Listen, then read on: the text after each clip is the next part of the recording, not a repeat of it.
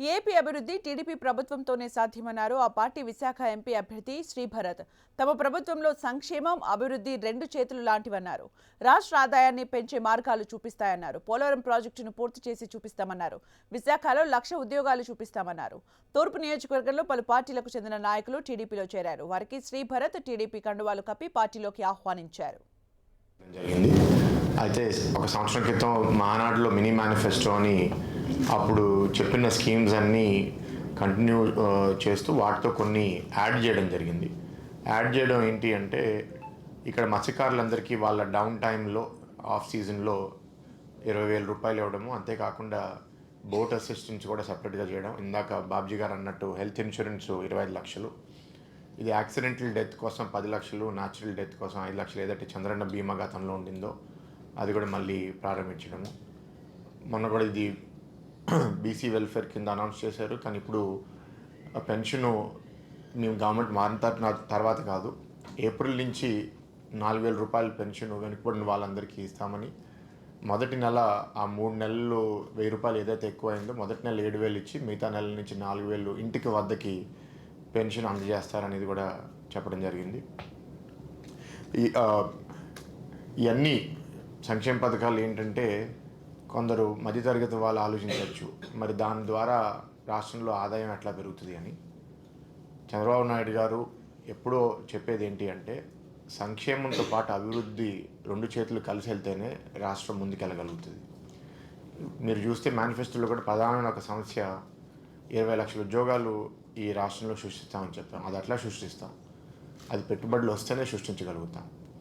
గతంలో 14 నుంచి 19 industries ministry ద్వారానే ఒఫీషియల్గా అప్పుడు మంత్రిగా ఉన్న గౌతమ్ రెడ్డి గారు సైన్ చేసిన లెటర్లో ఇక్కడ రాష్ట్రంలో 3,900 ఎంఎస్ఎంఈస్, 237 లార్జ్ ఎంటర్ప్రైజెస్ ఎస్టాబ్లిష్ చేయడము, దానికి 15,000 ఎకరాలు తెలుగుదేశం ప్రభుత్వంలో ఇవ్వడము, వాటి ద్వారా రాష్ట్ర వ్యాప్తంగా 5 లక్షలు 12,000 ఉద్యోగాలు సృష్టించడము అప్పుడు తెలుగుదేశం పార్టీ ట్రాక్ రికార్డు. ఇవాళ ఈ 5 సంవత్సరాలు వైఎస్ఆర్సీపీ దాన్ని పూర్తిగా నిర్లక్ష్యం చేయడం వల్ల, రాష్ట్రంలో ఆదాయం పెరగకపోవడం వల్ల వాళ్ళు చెప్పిన సంక్షేమ పథకాలు కూడా అమలు చేయలేని పరిస్థితి.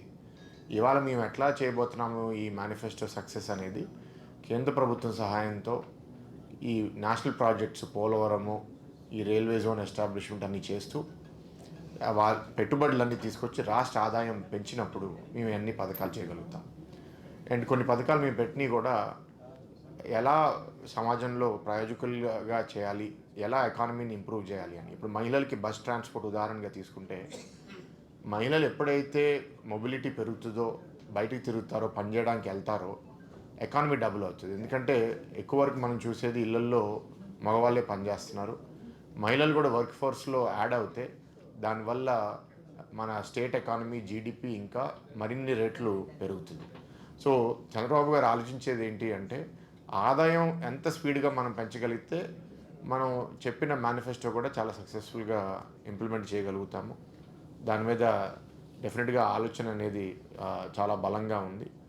అండ్ ఇవాళ కేంద్ర ప్రభుత్వము స్కీమ్స్ కూడా చాలా మనకి ఇల్లు డెవలప్మెంట్ కోసము, ఇవాళ పట్టణాల్లో 2 సెంట్లు భూమి ఇస్తామని, గ్రామాల్లో 3 సెంట్లు భూమి ఇస్తామని ఇళ్ళ కోసం కూడా చెప్పడం జరిగింది. అంతేకాదు 19 ముందు ఏదైతే అలాట్మెంట్స్ తెలుగుదేశం ప్రభుత్వంలో జరిగి వాళ్ళు డీడీలు కట్టి వాళ్ళని డిలీట్ చేయడమో లేకపోతే వాళ్ళు డబ్బులు తిరిగి ఇవ్వడమో జరిగినాయో వాళ్ళందరికీ అనేక సందర్భాల్లో పార్టీ తరఫున నేను కూడా హామీ ఇవ్వడం జరిగింది. దట్ ఆ ఒరిజినల్ అలొకేషన్ లిస్ట్ ప్రకారం వాళ్ళందరికీ మళ్ళీ ఇల్లు ఇవ్వడం జరుగుతుంది అని. అండ్ ఇప్పుడు ఈ టిడ్కో హౌసింగ్ కూడా పూర్తి చేయకపోవడం వల్ల ఇంచుమించు 8 లక్షల ఇల్లు రాష్ట్ర వ్యాప్తంగా ఇంకా అలొకేట్ అవ్వలేదు. వాటి కూడా ఏంటంటే రంగులు వేసుకుంటున్నారు కానీ ప్రజలకి హ్యాండ్ ఓవర్ చేయట్లేదు.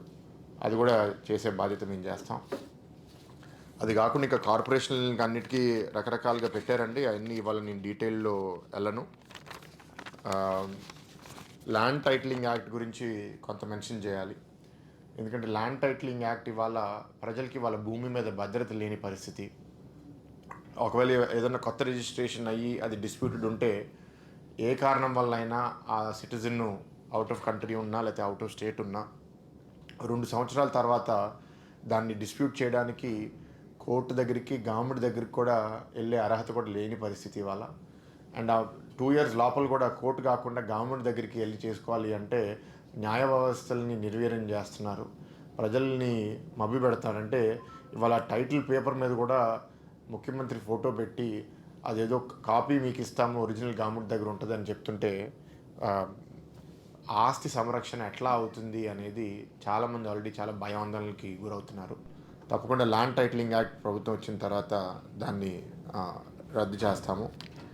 ఆ, చంద్రన్న బీమా చెప్పాను, ఆరోగ్యశ్రీ కంటిన్యూ అవుతుంది, కరెంట్ రేట్లు పెంచము అని కూడా చెప్పడం జరిగింది.